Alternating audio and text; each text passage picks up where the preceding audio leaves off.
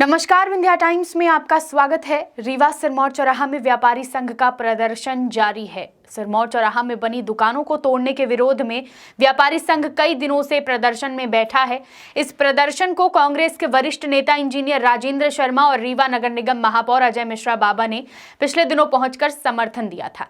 अपने 2 दिवसीय प्रवास पर रीवा पहुंचे नेता प्रतिपक्ष डॉक्टर गोविंद सिंह आज व्यापारियों के प्रदर्शन में शामिल हुए और इस प्रदर्शन को अपना समर्थन दिया।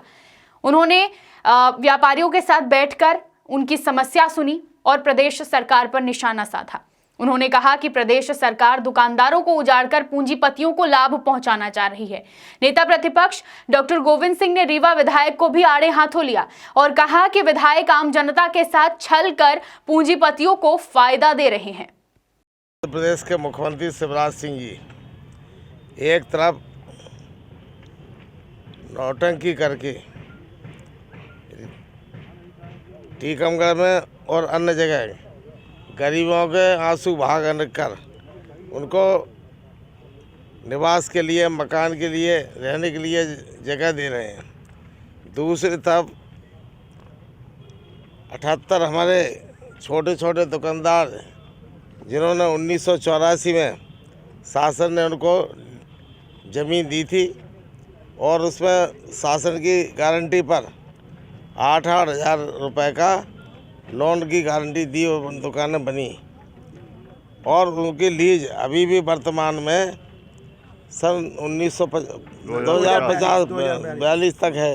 2042 नगर निगम की मंजूरी सहमति नहीं है और बिना सहमत के रीवा जिले के एक विधायक और मुख्यमंत्री के नाक के बाल रीवा को, जिले को लूटने में लगे हुए हैं। अलग अलग एजेंसियों के नाम से बिल्डरों को लाभ पहुंचाने के लिए 50-50 माल बीच में खाने के लिए षड्यंत्र रचकर गरीब व्यापारियों को, छोटे छोटे दुकानदारों को उजाड़कर पूंजीपतियों को देने का काम कर रहे हैं। जिस प्रकार मोदी दिल्ली में कर रहे हैं, उसी परंपरा पर मध्य प्रदेश के मुख्यमंत्री के इशारे पर यहाँ के विधायक सत्ता पार्टी के नेता गरीबों उजाड़ कर पूंजीपतियों को लाभ पहुँचा रहे हैं। अभी जो पुनर्गठितीकरण योजना के नाम पर पुनर्गठितीकरण योजना का मतलब है जो ज़मीन दी जाए उसी स्थान पर डेवलप किया जाए उसको और ऊपर का या साइड के ज़मीन का लाभ लिया जाए। अलग से कोई ज़मीन नहीं दी जाती, लेकिन जो ज़मीन ओपन ऑक्शन में अगर देना थी तो खुलेआम करीब ये ज़मीन जो एक बिल्डर को दी है वो ज़मीन करीब 1000 करोड़ से ऊपर की कीमत की है, लेकिन बिल्डर को केवल 100 करोड़ में दे दी गई। और जिस 100 करोड़ के बीच का जो माल है, जो लूट होगी, उसमें 50% यहाँ के विधायक और सत्ताधारी पार्टी के नेता लेंगे। ये काम मुख्यमंत्री के बिना संरक्षण के हो नहीं सकता, क्योंकि भारतीय जनता पार्टी के एक विधायक पर पंचूलाल प्रजापति ने भी ये मुद्दा विधानसभा में ध्यान आकर्षण के मामले से उठाया है और उस पर दबाव डालकर मुख्यमंत्री कार्यालय से उसको वहाँ अनुपस्थित कराया।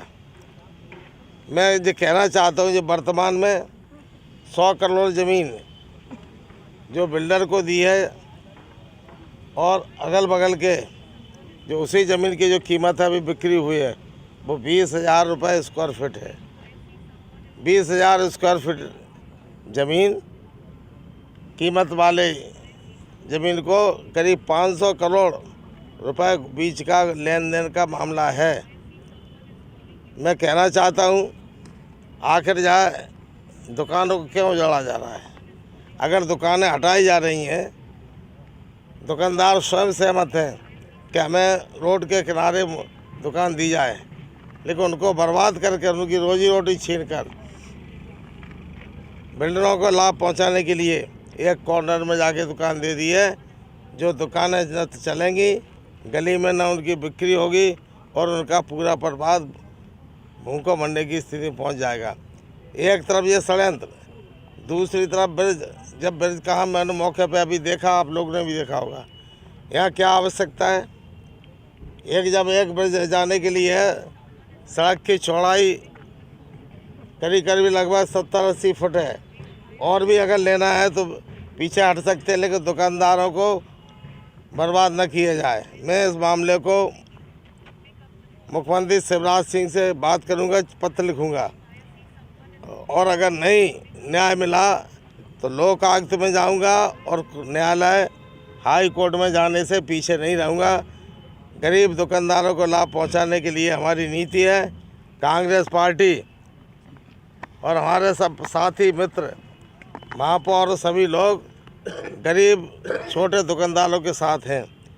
एक तरफ मामला, दूसरा और के बार भाई 2-3 व्यापारियों को, ठेकेदारों को क्यों काम मिल रहा है।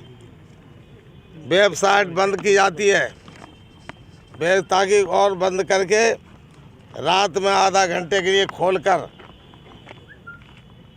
जब वेबसाइट खोल देती है, और पूरे चाहते ठेकेदारों को साजिश रचकर टेंडर डलवा दिए जाते हैं, निविदा डलाई देते हैं, बाकी के ताकि कोई रात में वेबसाइट की जानकारी प्राप्त न कर सके, और उसमें तमाम मनमानी तरीके से रेट डाली जाती है। दूसरा, ब्रिज बनाने का काम चल रहा है। इन योजना में 100 करोड़ की लगभग योजना में इस के तहत ज़्यादा से ज़्यादा काम 24 महीने के लिए होता है, लेकिन उसमें भी साजिश रचकर वो बढ़ा दी गई है, 30 महीने कर दिए है, ताकि बिल्डर जल्दी काम कर सके। 2 वर्ष के पहले काम कर लेगा तो उसमें एक शर्त डाल दी है, बोनस दिया जाएगा, जल्दी काम करेगा। उसमें अभी करीब 5 से 10 करोड़ का घोटाला किया जा रहा है। ये बहुत बड़ा साजिश है। मध्य प्रदेश में अनेक घोटालों में इसका भी नाम मध्य प्रदेश के इतिहास में कलंक के रूप में लिखा जाएगा। मैं मुख्यमंत्री शिवराज सिंह से अनुरोध करता हूं, आप गरीबों की बात करते हो, लेकिन गरीबों को उजाड़ने का काम क्यों कर रहे हो। ऐसे आप अरबों रुपए की संपत्ति पूरे प्रदेश में जो जनता ने पूर्व की सरकार ने बचा के रखी थी, उसको पूरी तरह से रीवा तो लूट लिया। जितना यहाँ के डकैतों ने मूरत सिंह और डाकू नहीं लूटा, उससे 100 गुना ज़्यादा लूट मध्य प्रदेश की सरकार ने गरीब अन्य रीवा के निवासियों की लूट ली है। मैं कहना चाहता हूँ, लूट बंद होना चाहिए, अन्यथा जिन लोगों ने साजिश में, षड्यंत्र में शामिल हुए हैं, 2023 दिसंबर में कांग्रेस की सरकार बनेगी और इन षड्यंत्रकारियों को, साजिश रचने वालों को छोड़ा नहीं जाएगा। एक एक को चुनकर न्यायालय में पहुंचाया जाएगा और उनको सजा दिलाई जाएगी। ये तो पता जी।